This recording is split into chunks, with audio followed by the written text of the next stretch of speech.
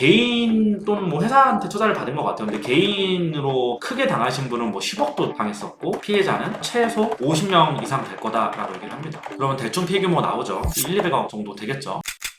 일단 첫 번째 사건이 있었어요. 이 사건이 있은 지 얼마 안 됐고요. 아트토이 시장이 있어요. 근데 아트토이가 뭐냐? 말 그대로 아티스트가 만든 토이를 아트토이라고 그러고요. 꼭 이제 아티스트가 안 만들어도 뭐 에디션 시장은 보통 아트토이 시장이라고 해요. 피규어 시장하고 좀 겹치는 부분들이 있고, 토이 컬렉터는 원래 이제 되게 소소하고 순박한 사람들이 좀 많아요. 정교하고 막 귀엽고 이런 거 모으시는 분들이 좀 많거든요. 근데 원래 예전에는 아트 컬렉터들도 이거를 굉장히 서브컬처로 보고 인정을 안 해주는 분위기였는데, MZ세대들이 미술 시장으로 많이 들어오고 토이도 굉장히 이제 가격이 많이 오른다라고 하는 걸 알게 되면 아트토이 시장이 커지기도 했고 인정받을 수 있는 그런 시장이 좀 돼 갔었어요. 예술품의 영역으로 좀 넘어가는 중이었다라고 저는 생각을 하고요. 특히 일본이 이 시장이 굉장히 커요. 중국하고 대만하고. 근데 사기의 시작. 제가 제 지인들 중에 직접적으로 이분에게 피해를 입으신 분들도 있고요. 간접적으로 이제 이쪽도 좁다 보니까 저도 이제 이 피해 사실을 좀 듣고 이게 무슨 일이야 하고 좀 찾아보고 사기를 친 사람에 대해 좀 찾아보니까 아트토이 쪽에서는 굉장히 유명한 인플루언서였어요. 이 업계에서 되게 오랫동안 일을 하셨었고 서울에서 굉장히 유명한 양대 옥션사 중에 한 곳에서 아트토이 담당으로 일을 하기도 했었고, 비교적 최근까지 뭐 지금도 검색하면 그게 나오긴 하는데 옥션사에서 뭐 이렇게 고문, 자문 뭐 이런 거를 자기 타이틀로 걸고 했던 분이었어요. 어떻게 보면 제도권 있는 회사에서 이름 있는 집체를 맡았고 그리고 인플루언서였고, 다른 인플루언서들이 이 사람하고 굉장히 콘텐츠를 많이 찍었었고 여러 가지들을 통해서 굉장히 유명해진, 그리고 유튜브도 아트토이 또는 이제 아트토이 테크라고 그러죠. 테크적인 관점에서 막 영상을 찍은 것도 있고요. 컬렉터 인터뷰 이런 글이나 잡지 글들도 굉장히 많아요. 저는 사실 아트토이에는 관심이 전혀 없어서 이분이 누군지 전혀 모르고 살다가 최근에 이제 지인들하고 얘기를 하는데 그 사기 사건이 터졌다 이렇게 얘기를 했고, 그걸 이야기해 주신 분이 피해를 당했다라고 하는 걸 알게 됐어요. 그리고 피해액이 토이가 뭐 싼 거는 몇십만 원에서 비싼 건 몇백만 원, 몇천만 원 그렇게 하잖아요. 근데 이게 그냥 토이를 구해주겠다라고 해서 딜링 사기를 친 게 아니고요. 투자를 해라 해가지고 이제 유사수신 행위를 한 거예요. 그러니까 투자를 하면 내가 굴려가지고 수익금을 얼마나 줄게, 유사수신 행위를 한 건데, 사실 사기를 안 쳤다라고 해도 면허가 없는 사람이 부투청 다수의 사람들에게 수익금을 목적으로 굴려주겠다라고 하고 돈을 받아서 하게 되면 그거는 처벌을 받죠. 그래서 유사수신 행위인데 전형적인 이제 폰지 사기를 하신 거예요. 이분이 사기의 내용이 투자를 해라 그러면 수익률 XX%를 주겠다. 그래서 이제 사람들이, 이 사람이 워낙 인플루언서였고 오랫동안 여기서 활동을 했고 되게 유명한 옥션사에서도 이제 스페셜리스트로도 일을 했었고 자문 역할도 했었고, 그다음 아트 쪽에 있는 다른 인플루언서랑 굉장히 많은 컨텐츠를 찍었고 잡지 인터뷰도 많았고 컬렉터 인터뷰 이런 걸 했었어요. 이 사람이 실제로 이 돈을 받아서 수익을 내가지고 돌려줬으면 크게 문제가 안 일어났겠죠. 근데 당연히 이런 사람들이 무슨 능력이 있겠어요. 몇십억의 뭐 수익률을 뭐 50% 주겠다 하면 실제 50억을 투자해서 25억을 벌어야 되는데, 그 정도의 능력이 있는 사람이었으면 이런 사기를 안 쳤을 거고, 그 정도의 능력이 있는 사람이었으면 그렇게 소소하게 토이만 하진 않았겠죠. 수익을 못 냈어요. 그러다 보니까 어떻게 했냐, 수익을 냈다라고 해서 투자금을 돌려주고 수익금까지 돌려줬는데 다른 투자금으로 막은 거죠. 그래서 이게 전형적인 폰지 사기죠. 근데 이게 굉장히 오랫동안 해와서 여기다가 투자를 해서 수익금까지 얹어가지고 받고 다시 또 그 돈을 투자하고 또 얹어서 받고 그렇게 해가지고 최종적으로 물리지 않은 분들도 있는데, 최근에 이 분이 나쁜 마음을 먹고 투자 규모를 키워서 투자금을 싹 땡겼어요. 그러고 나서 두 손 두 발 들었죠. 미안하다, 면목 없습니다, 못 돌려주겠다는 거죠. 근데 이 규모가 정확하게 저도 몰라요. 사실 왜 모르냐면 피해자를 제가 다 만나본 것도 아니고, 그리고 지금 피해자 방이 뭐 있다라고 전 들었는데 들어가 보진 않았고요. 정확한 피해 규모는 모르지만 개인 또는 뭐 회사한테 투자를 받은 것 같아요. 근데 개인으로 크게 당하신 분은 뭐 10억도 당했었고 작게는 몇 천만 원 단위를 당했다라고 해요. 피해자는 몇 명인지 정확하게 모르겠지만 최소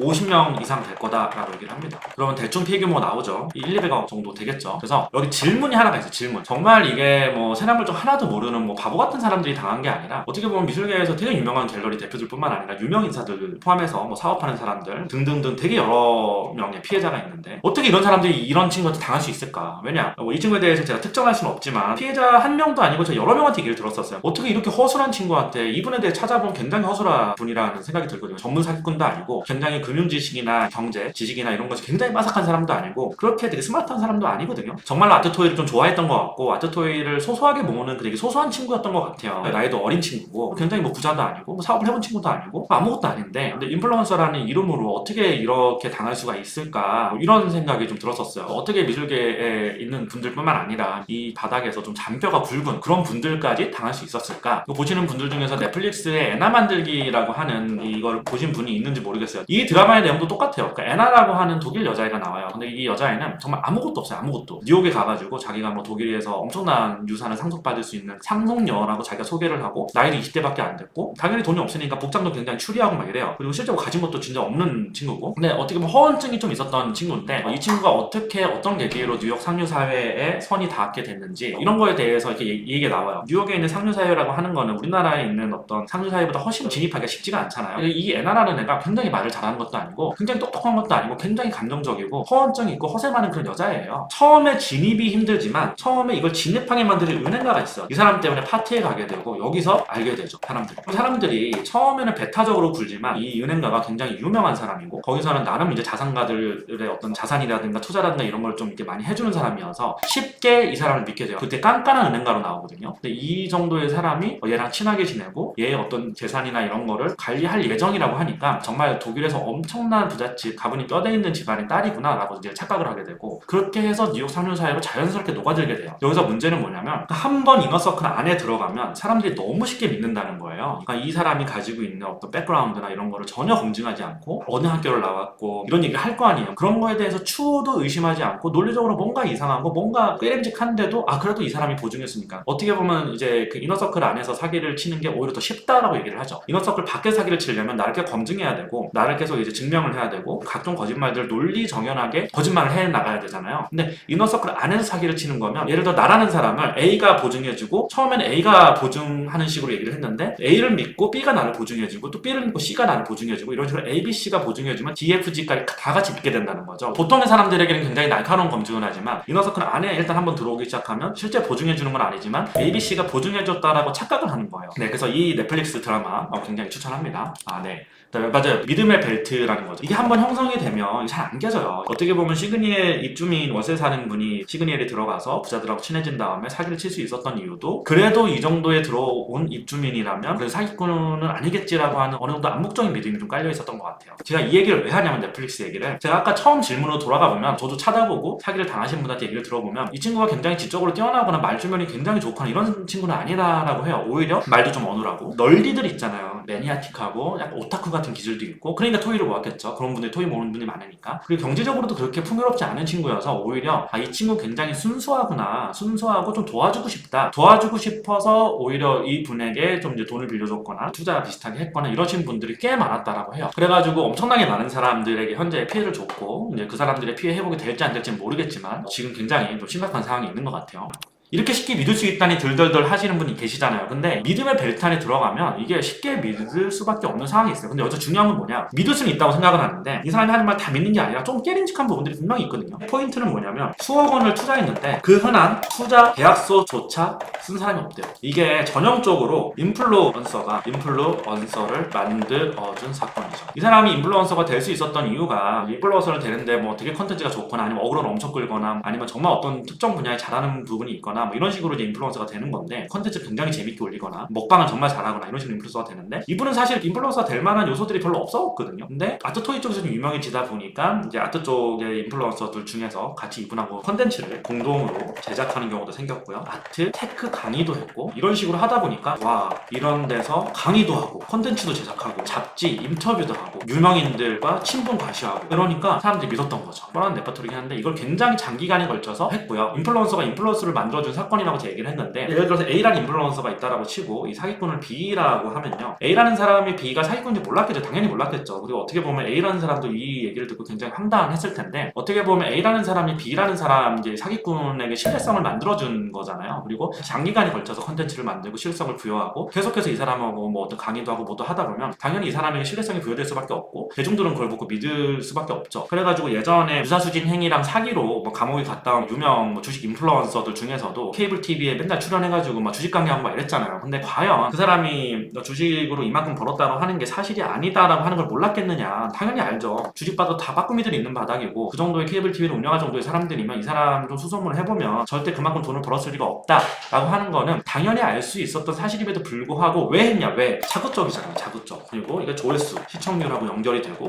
이게 돈이 되잖아요. 사기꾼들이 많이 나오는 어떤 그 케이블 TV가 있어요. 근데 그런 데 나와가지고 막 띄워주고 뭐 얼마 벌었네 해주고 이 사람이 갑자기 뭐 주식 설명도 해주고 이러면서 이제 자기의 어떤 네임밸류를 쌓으면서 이제 크게 사기를 치는 거죠. 이게 굉장히 뻔한 공식인데 대중들은 정말 이거를 잘 믿더라고요. 여기서 제가 이제 의문이 드는 건 이런 거예요. 사기라고 하는 거는 법률에서 이야기하고 있는 비망행위를 해서 금전적 피해를 입힌 거잖아요. 거짓말을 하거나 허세를 부리거나 이런 거나 완전 다른 게 불특정 다수의 사람들에게 금전적 피해를 입힌 거고 이거는 반드시 이제 근절이 돼야 되는데 뭐 사기에 대해서는 되게 여러 가지 말이 많죠. 너무 판결이 약하게 나와서 항상 이제 사기를 치는 사람들이 뭐 몇 년밖에 안 받아서 그렇다 이렇다 얘기가 많은데 최근에 판례들을 보면 인플루언서 사기 있잖아요. 그 유사수신 행위를 해서 주식 사기를 친 그 주식 인플루언서 같은 경우도 8년형을 받았어요. 8년형. 요즘에는 이런 사기에 대해서 50억, 100억, 막 200억 이런 단위로 가게 되면 10년 이하로 때리게 된다라고 해요. 이 정도로 금액이 크면 8년에서 10년 정도 나온다고 합니다. 보통. 이분 같은 경우도 만약에 이거 사기죄로 들어가게 되면 굉장히 세게 처벌받을 수가 있어요. 그 다음에 이제 대응. 피해자들 중에서 사회적으로 되게 유명한 사람들이 있고 피해자임에도 불구하고 자기가 피해를 봤다는 사실이 드러나는 걸 꺼려하는 사람들도 있고 그런 거랑은 전혀 상관없이 나는 피해보를 하겠다라고 하는 일반 피해자분들도 계시고 굉장히 다양한 분들이 있는데 지금 서로 의견이 엇갈려가지고 누군가는 조용히 지나가기를 바라고 있는 것 같고 누군가는 고소를 원하고 누군가는 고소를 원하지 않고 저는 사실 아직도 이 사건에 대해서 아무도 고소를 하고 있지 않다는 거에 대해서 굉장히 좀 답답함을 느끼고요. 왜 고소를 안 하는지 잘 모르겠어요. 자기가 너무 유명해서 사건이 들어갈 경우에 이 사람이 사기친 거와 관련된 뭐 회사라든가 이런 거가 다 조사가 들어가게 되고 조사에 들어가게 되면 언론 보도가 나가게 될 거고 언론 보도가 나가면 누가 사기를 당했고 어떤 피해를 받고 뭐 이런 것들이 좀 밝혀질까봐 두려워서 그런 마음이 있는 거는 그런 분들은 이해를 해요. 근데 그런 거랑 전혀 상관없이 음한 피해자들 같은 경우는 고소를 좀 빨리 해야 된다고 생각을 하거든요. 금액대가 뭐 몇 억대가 아니라 몇 억대라고 하면 나 생활비로 썼고 유흥비로 썼다 이러면 끝나는 거지만 피해 금액이 뭐 100억, 200억대로 가게 되면 이 사람이 지금은 이제 난 돈이 없다, 통장에 하나도 없으니까 죄송합니다 뭐 이렇게 얘기를 하고 있다라고 하는데 이 대산이 뭐 딴 데로 빼돌려졌거나 아니면 자기가 피해 회복을 빨리 받으려면 어떻게 해서든 빨리 고소를 해가지고 이 고소 사실을 바탕으로 이 사람이 가진 재산 관련해서 자금 흐름까지 좀 추적을 해서 가압류를 해야 되는 게 맞는 거잖아요. 그리고 이게 만약에 언론에 나오게 되고 이제 크게 터지게 되면 경찰이나 검찰도 수사를 절대 대충 할 수가 없기 때문에 이런 부분은 자금 추적에 대해서 굉장히 좀 예민하게 할 거예요. 되게 빠르게 할 거예요. 근데 아직까지도 고소를 망설이는 건 이해가 좀 솔직히 좀 안 가고요. 어쨌든 저는 뭐 고소를 해야 된다라고 생각을 하는 사람이고 그리고 이 사람이 이제 투자금을 받을 때 자기 개인 명의로 받았는지 아니면 자기가 일을 하고 있었던 법인 명의로 받았는지 이건 저도 모르겠지만 피해자들 이야기를 들어보면 본인이 일을 하고 있었던 법인 명의로도 입금을 해줬다라고 합니다. 투자금을 섞여 있는 것 같아요. 그렇다라고 하면 이 법인 같은 경우도 이걸 몰랐는지 이런 부분에 대해서도 당연히 나중에 수사가 들어갈 것 같고 뭐든지 이건 다 고소가 들어가고 이제 수사가 들어가야 이런 것들이 다 밝혀지는 거거든요. 제가 알고 있는 어떤 언론사의 기자분도 이거에 대해서 굉장히 큰 관심을 가지고 있어요. 저는 뭐 제가 무슨 뭐 저격을 하거나 사건 뭐 이슈를 다루는 유튜브는 전혀 아니기 때문에 제가 뭐 이걸 해결할 뭐 생각도 없고 그리고 제가 뭐 이걸 어떻게 할 생각은 없지만 그 기자분이 혹시나 이 피해자분의 인터뷰나 취재를 하고 싶대요. 피해자분들 중에서 이게 만약 기사로 나가게 되고 언론에 알려지게 되고 이게 터지게 되면 자기가 혹시 뭐 신분이 드러나지 않을까라는 두려움을 가지신 분들 계시겠지만 전혀 두려워하지 않아요. 저도 이제 경험상 보면 굉장히 큰 언론사고 거기서 이게 나가게 되면 취재원 보호는 당연히 해야 되는 거고 저도 예전에 한번 몇 번 인터뷰를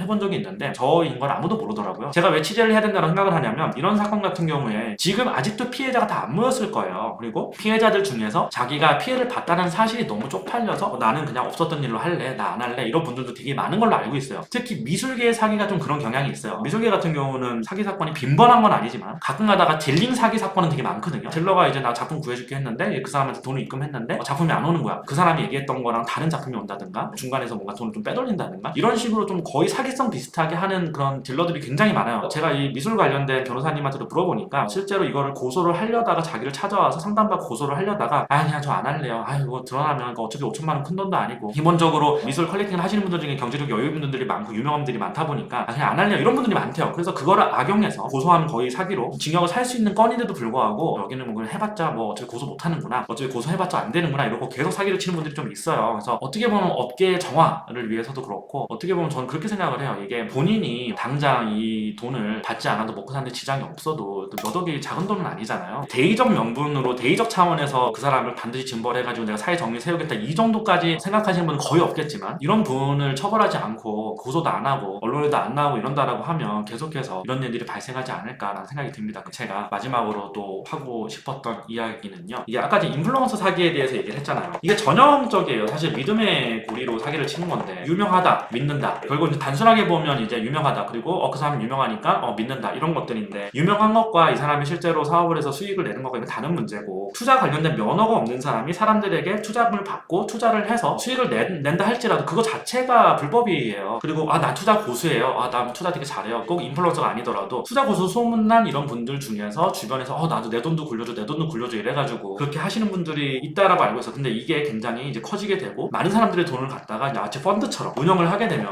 이거 감옥 갑니다. 감옥. 이거 자체가 불법이란 말이죠. 이거 자체가 이게 사기가 아니더라도 투자업 같은 경우 면허를 받고 발행을 받고 해야 되는 거기 때문에 이거는 반드시 처벌을 받습니다. 이런 식으로 유사적인 행위를 하는 분들 중에 인플루언서가 압도적으로 많더라고. 왜냐? 사람들은 유명하면 믿어요. 여기 또 플러스가 있죠. 부자처럼 보인다. 이 사람은 이만큼 돈을 벌었다라고 하고 자기가 흑수저부터 시작을 해서 1000억을 벌었네, 100억을 벌었네 막 이러면서 이제 썸네일 만들어가지고 사람들 유혹하고 저 사람만 따라가면 내가 부자가 될 수 있겠구나, 나도 수익을 낼 수 있겠구나 하고 그 사람한테 투자를 한단 말이에요. 근데 이게 말이 되냐 이거죠. 그래서 결국 명품에 대해서 컨텐츠를 다뤘을 때에도 내과학이 발전하게 되면서 명품 브랜드들에서 내과학자들을 채용을 해가지고 마케팅을 어떻게 할 것인지 이건 되게 연구를 많이 한단 말이죠. 보통 사람들이 브랜드를 보고 어떤 특정 부분이 도파민이 분비가 되는 거랑 이거랑 굉장히 비슷한 원리라고 해요. 유명하다, 부자처럼 보인다, 그 사람을 믿는다, 이런 프로세스로 이루어지는 거고, 결국 여기서 빼놓으시면 강의더라고요. 강의. 사실 주식이나 부동산 쪽이 심해요. 사실 주식이나 부동산은 전 국민이 관심을 갖는 분야고, 아트는 솔직히 아트 강의는 솔직히 이거 아주 극소수의 사람들만 관심이 있기 때문에 시장도 굉장히 작고 돈도 별로 안 돼요. 근데 사실 아트 쪽도 실제로 자기가 컬렉팅을 해봤다 안 해봤냐 뭐 이거는 기준이 좀 애매하긴 하지만, 실제로 자기가 시장, 이제 미술 시장이라는 데에서 굉장히 오랫동안 컬렉팅을 하면서 자기가 실제로 그만큼의 수익을 낸 사람이 이런 강의를 하느냐는 보면 전혀 아니거든요. 그래서 이제 아트 강의는 두 가지로 나눠져요. 하나는 아트 테크 강의로 나눠지고, 하나는 미술은 사랑입니다, 동반자입니다. 후자 쪽은 자기가 방어하기가 너무 쉽잖아요. 아트 테크라고 그러면 마치 수익을 내야 될 것 같고, 이제 아트 시장에서 테크 하면 이제 그 사람한테 좋은 작품도 안 주고 이 사람 누가 리셀러인가 보다 이런 식으로 생각하는 경향이 또 있고, 그리고 실제로 이제 수익을 내는 게 쉽지 않기 때문에 이런 쪽의 강의를 하면 어그로는 끌 수 있지만 호황기 때만 나타나는 현상인 것 같고요. 결국은 이제 아트 쪽에서 강의를 오랫동안 하려면 미술은 사랑입니다, 작품은 인생의 동반자입니다, 뭐 이런 식으로 이제 강의를 해야 돼요. 이게 뻔한 레파토리인데 사람들은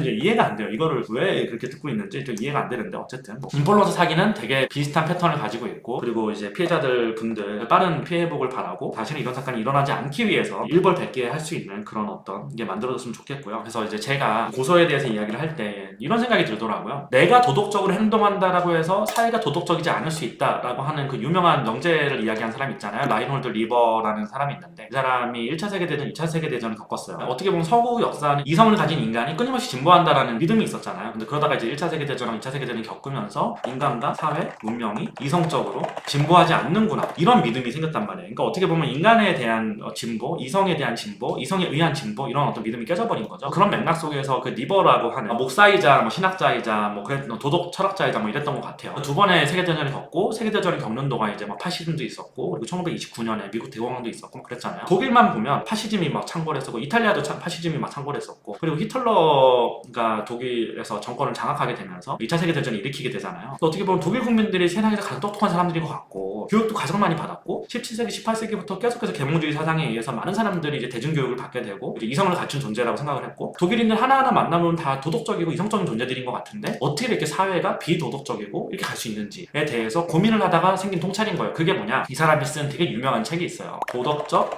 인간과 비도덕적 사회, 개인의 도덕성으로 사회 제도나 구조 이런 문제를 해결할 수 없다, 이런 이야기고요. 그리고 개인에게 요구되는 가장 최고의 도덕적 이상은, 예를 들어서 개인은 이타적인 건데 국가 또는 집단은 이타적인 게 아니라는 거죠. 국가의 목적이 뭐냐라고 봤을 때 국민들을 보호하는 거잖아요. 보호. 국방력을 강화하고 이건 경제력을 강화해야겠죠. 아무리 개인이 이타적이고 도덕적 이상을 갖춘 개인들이 많다라고 해서 이 개인들이 모인 집단이 도덕적이지 않을 수 있다라고 하는 거고, 여기서 이제 인사이트를 얻을 수 있는 거죠. 그래서 이제 국가는 민족주의나 국가주의나 전쟁이나 이런 것들을 수행할 수 있다라고 하는 거죠. 어떻게 보면 이제 이번 사기 사건도 그래요. 개인의 입장에서 보았을 때는 이걸 널리 알리고 그리고 사기를 예방하는 것이 정의라고 한다면 정의의 개념이 달라지는 거예요. 미술계라고 하는 집단의 입장에서 봤을 때는 현재 9월달에 키아프 프리즈를 앞두고 있고, 안 그래도 이제 미술 시장이 굉장히 불황인데 이런 부정적인 기사가 나고 이걸로 아트토이 시장이 위축이 되고 시장에 부정적인 뉘앙스들이 주는 기사들이 나오게 되면 그 집단에게 안 좋을 수 있다라고 하는 집단주의적 논리가 통용이 되는 거죠. 그래서 제가 오늘 아트토이 사기 사건과 관련돼서 이야기하고 싶은 건 여기까지 이야기인 것 같고요. 어쨌든 사기꾼 이야기에서 인간론까지라고 말씀을 하신 분 계신데, 사실 저는 되게 비슷하게 통용될 수 있는 부분이라고 생각을 해요. 그래서 도덕적 인간과 비도덕적 사회, 이거 굉장히 인사이트를 주는 책이고, 어떻게 보면 미술계라고 하는 거 안에서도 개인적으로는 이제 이 안에서 개인이 갖춰야 될 미덕을 갖추고 있다라고 하지만 그 집단은 그렇지 않을 수 있다. 그리고 그 집단이 그렇지 그렇지 않은 집단, 어떻게 보면 우리가 이렇게 나아가는 게 옳은데라고 하는 거에 반하는 행동을 하는, 또 반하는 어떤 구조와 또 문화를 가지고 있는 집단을 바꾸려면 그리고 이거에 반대되는 안티테제를 또 만들어야 된다, 뭐 이런 이야기를 하는 건데 쉽지 않을 것 같습니다. 어쨌든 피해 회복이 빨리 되길 바라고요. 제가 하고 싶은 얘기는 여기까지 하겠습니다.